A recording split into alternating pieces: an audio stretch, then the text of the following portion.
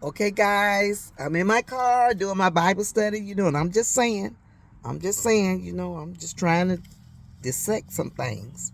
Cause we done wrote an executive order and throwed all these scriptures out the Bible, but when I looked, they were still in there. Okay, we talking about Genesis 2.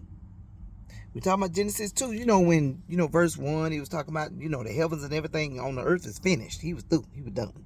Verse 2 was like on the seventh day he ended and blessed the seventh day. Okay, and then it go on and on and on and on. Read it. Go on down to the 15th verse. This is my parent is this. God put man in the garden. Eve wasn't created yet. Because if you keep reading, he'll tell you when he created Eve. So right now in verse 15, God put man in the garden. Eve wasn't there. She wasn't even made yet.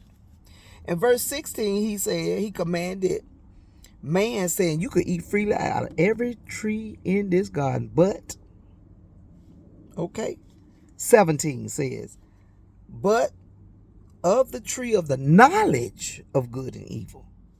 It's the tree of knowledge of good and evil. He told him, don't eat that because you'll surely die. Okay, that's where the conflict came in right there. This is God talking to man, because Eve ain't there yet. Okay, and so he didn't make Eve. He got down to verse 18. I'm just saying. He got down to verse 18 and he said, it ain't good for man to be by himself, so I'm going to make him a help me. And then it go on and on and on about how he laid him down, and got the rib and made the woman. So God commanded man to be over the garden, to take care of the garden. God made that command to man. Eve wasn't there yet, according to the script. Unless we done executive ordered it out. It's still in the Bible. I looked for it. It's still there. Okay, so he made Eve after he made that commandment.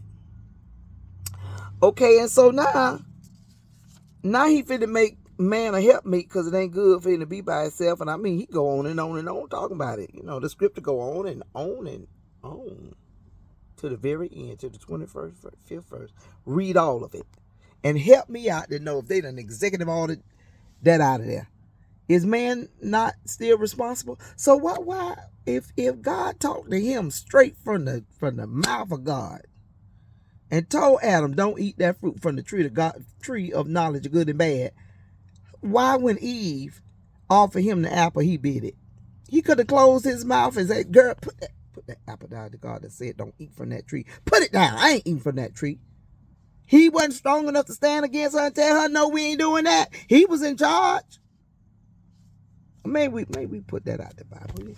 Help me out, because I'm just saying, there's a whole lot of scriptures in here we just ain't doing no more.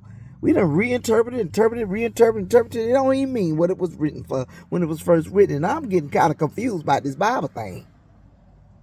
Help me out.